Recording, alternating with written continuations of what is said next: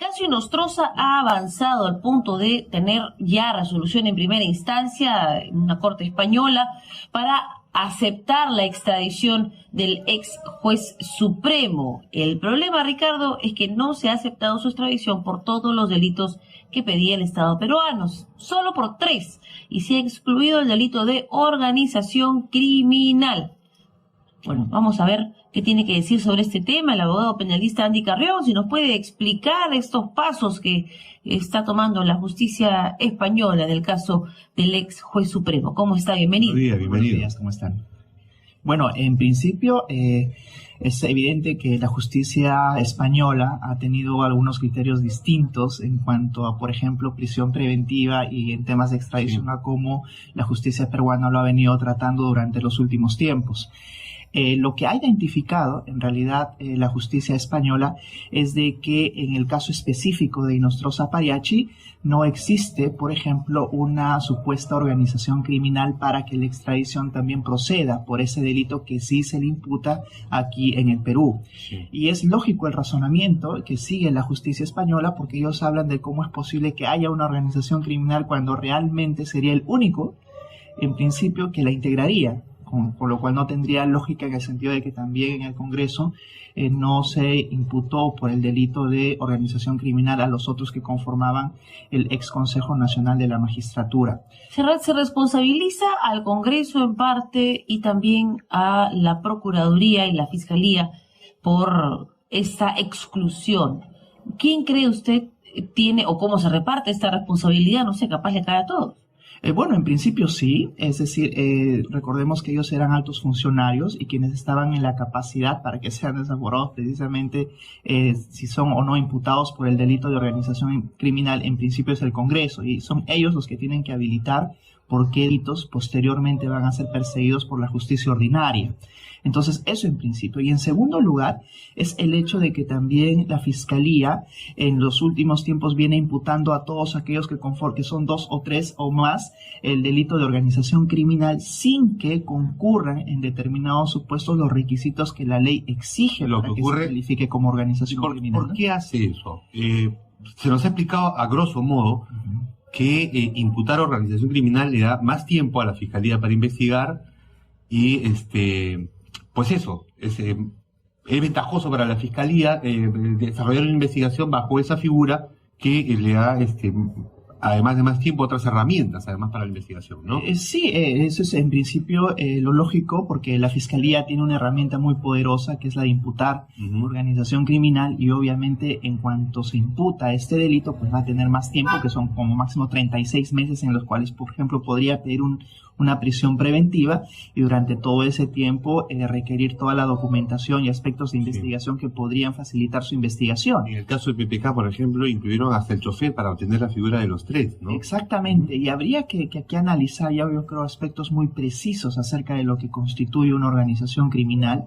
porque no significa de que se asocien 3 o 4 o más. Ya hay una organización criminal. Y que ya de pronto concurra una organización criminal. ¿Cuáles son las condiciones entonces? Bueno, las que dice que no se cumplen todas. Claro, en el caso de Pedro Pablo Kuczynski se podría entender, porque si bien el chofer de alguna manera recibió dinero que para la Fiscalía es sospechoso, considerando su sueldo, no sé qué chofer gana esos montos, por ejemplo. No los vamos a yo creo que va a cambiar de profesión. Él dice que los administraba, pero ¿qué casos, por ejemplo, sí se aplica? ¿Cuáles son esas condiciones que tiene que cumplir? Bueno, el Código Penal aquí es claro, porque no solamente basta de que se asocien para cometer ocasionalmente un delito. ¿Qué dice nuestro Código Penal? El Código Penal habla de que en principio tienen que haber permanencia en el tiempo, permanencia, que tengan que asociarse con la finalidad de cometer ilícitos, y en este caso el propio, la ley 30.077 es la que menciona cuáles son los delitos que para los cuales se asociarían precisamente este grupo.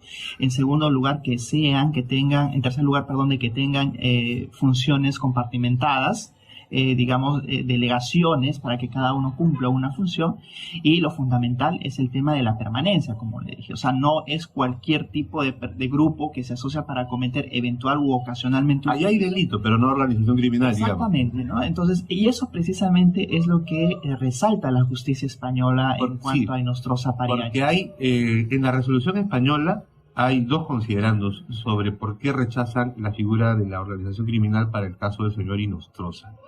La primera se refiere a las pruebas que adjunta la Procuraduría para involucrar al señor César Inostroza en esa figura. Y son audios, los audios que todos hemos escuchado. Los envía la Fiscalía, la Procuraduría del Estado, el señor Amado Benco, como prueba de la existencia de una organización criminal y la participación de César Inostroza. Para la justicia española, esos audios no prueban nada, solamente una relación amical entre magistrados. Y en segundo término mencionan sí el tema de la figura de una organización criminal que tiene solamente un miembro, ¿no? Sí, y habría que ver justo en esos audios que precisamente aporta la Procuraduría, si esos audios son indicativos de una comisión constante delictiva. Es decir, que si es que estaban coordinando eventuales delitos que se estarían produciendo precisamente como base de la organización. Y eso es lo que la justicia española precisamente no advierte. Lo que nos dice la justicia española es de que aquí, más allá de términos coloquiales, de términos familiares, no se advierte algún tipo de coordinación para la comisión permanente de delitos. Entonces, eso es precisamente lo que advierte la justicia española, y en base a eso que rechaza precisamente también, entre otros argumentos. ¿Tiene posibilidad ahora, tiene opciones una apelación a esa resolución? Recordemos que esta se ha dado recién en primera instancia, ¿no? Y será la Audiencia Nacional. Súplica le dicen en España, ¿no? Exactamente, súplica, digamos que como ya el segundo recurso, vamos a ver cómo resuelven, si es que amparan ya lo resuelto en primera instancia y que procede la extradición precisamente por estos 3 delitos que sí ha aceptado la justicia española, o si en su caso revoca y precisamente declara infundado el pedido de la, en este caso ya Fiscalía Española, para que puedan extraditar a Inostroza Pariachi. Y lo más importante es que vemos que él está afrontando este proceso de extradición en libertad. Algo que yo creo que en el Perú no sucedería, a la vista de cómo los últimos tiempos se han venido dando los pedidos y requerimientos de prisión preventiva. Entonces, ¿por qué es así? ¿Por qué la justicia española lo procesa en libertad? Incluso denegó un pedido de la propia Fiscalía Española, no peruana, Fiscalía Española, que pedía prisión preventiva mientras se le extraditaba, ¿no? ¿Por qué esa diferencia? Yo creo que no hay en realidad una diferencia normativa, sino una diferencia cultural. Porque nuestra legislación es copia prácticamente de la española, ¿no? Exacto, yo creo que más bien hay una diferencia cultural de cómo nuestros jueces últimamente están reaccionando frente a este tipo de pedidos emitidos por la Fiscalía, ¿no? Porque por ejemplo, lo que varios penalistas aseguran es que esta es una actitud común para el delito de organización criminal. No es que sea exclusivo de los personajes involucrados en la política o altamente mediáticos, ¿no? Viene una banda de narcotraficantes, le dan la pena máxima. Viene una banda de traficantes, de trata de personas, y también les dan 36 meses de prisión preventiva. Entonces se ha visto como una práctica común. Lo vimos en el caso Orellana, que fue otro tipo de red criminal. Lo vimos en el caso de César Álvarez, que fue una red criminal instalada en un gobierno regional. No sé si me dejo entender. Entonces, esta sentencia, de alguna manera, en primera instancia, de la justicia española, no da a entender, pues, que se está haciendo más o menos imparcial a la hora de ejecutar o sancionar por parte de la justicia peruana. Yo creo que aquí en realidad la justicia española no está analizando el tema de fondo, de que si concurre o no delitos. Lo que ellos han hecho en este caso es analizar los indicios que ha presentado la Procuraduría del Perú y también el organismo persecutor peruano para saber indiciariamente si es que pueden o no concurrir algunos elementos para la comisión de estos 3 delitos que precisamente aceptó. O sea, en el tema de fondo aún no se ha discutido, solamente de que los indicios apuntan a que tampoco habría una organización criminal.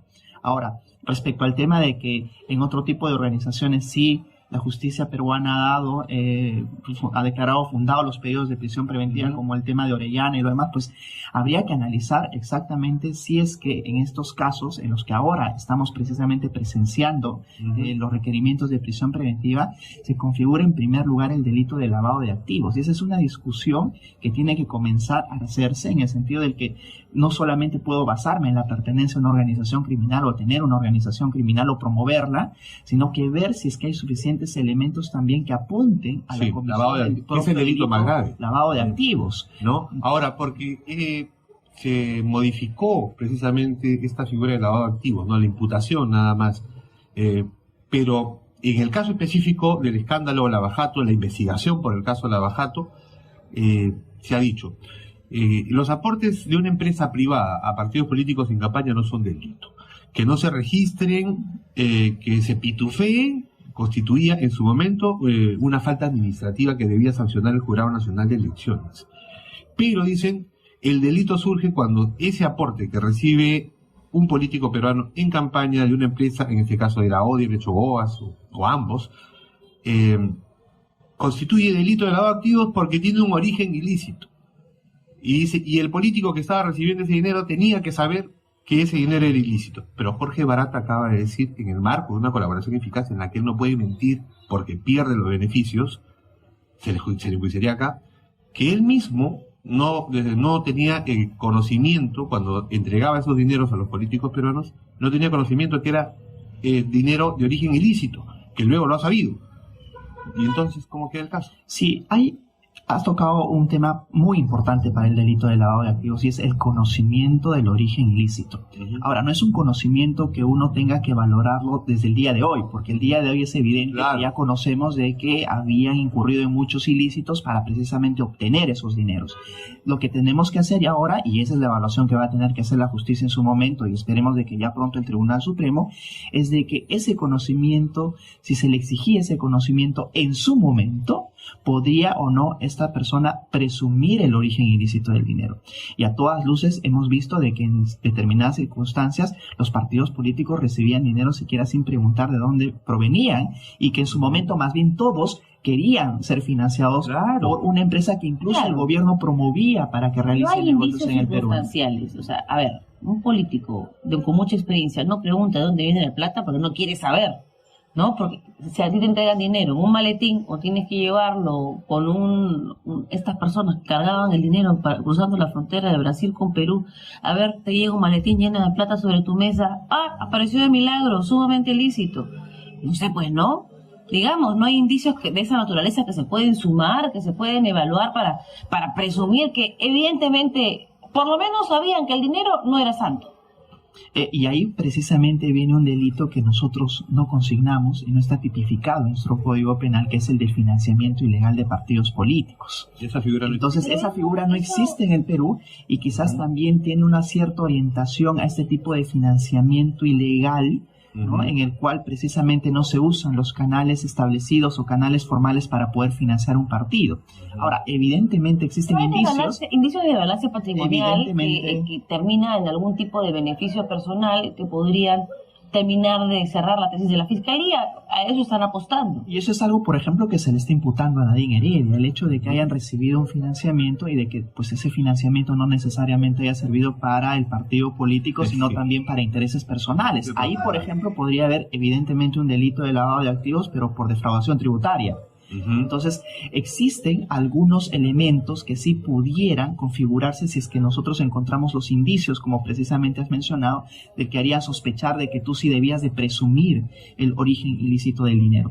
Pero no necesariamente un origen ilícito, quizás una cierta irregularidad de cómo se entrega el dinero, pero eso no necesariamente vincula a la ilicitud del cómo esto se obtuvo. Sí a la irregularidad de la entrega, que tendría yo que sospechar, por ejemplo, si es que me traen un maletín lleno de dinero y simplemente decir por qué me lo traes por estas vías o este canal, y haría sospechar de la irregularidad del mismo. Pero, por ejemplo, que se intente de alguna manera manipular las evidencias o manipular los libros contables para reflejar otra realidad. eso también constituye que sabías que había algo ahí que no estaba tan claro. Sí, y eso es precisamente el trabajo más complicado que va a tener ahora la Fiscalía, porque no solamente van a tener que presumir, porque ya para iniciar una investigación basta la sospecha simple, y precisamente estas irregularidades o algunas sospechas tendrían que haberse tomado en cuenta, pero ya a medida que va avanzando el proceso, ya cuando van a verse la necesidad de obtener una sentencia condenatoria, ahí van a tener que precisamente probar ya ese conocimiento. La presunción es suficiente, por eso es que estamos en un proceso de investigación, estamos en algunos casos en investigación preparatoria, pero ya habría que ver cómo se van desenvolviendo los hechos para probarlo y ya obtener una sentencia condenatoria. Armar bien, firmemente un caso que puedan luego defender en juicio, ¿no? Porque mediáticamente todo funciona muy bien, pero la tarea de los fiscales es armarlo suficientemente sólido el caso para poder llevar a juicio, y no solamente investigarlo, nada más, sino enjuiciarlo. Y es precisamente por eso el caso que en Susana Villarán, si recordamos, el juez al declarar fundado el pedido de prisión preventiva contra Susana Villarán, dijo que ya la etapa se encontraba avanzada, que ya las investigaciones estaban avanzadas, y por tanto simplemente le daba 18 meses y no los 36 como solicitaba la Fiscalía. Habría que ver ya cómo en su momento presentan el caso, porque yo creo que sí tiene un caso sólido el fiscal que está a cargo, y cómo en este caso podría ya configurarse el delito de lavado de activos. Y muchísimas gracias, Andy Carrión, abogado penalista. Nos ha explicado algunos aspectos de los principales casos políticos y judiciales que se encuentran siendo investigados. Muchísimas gracias, buenos días. Muchas gracias a ustedes.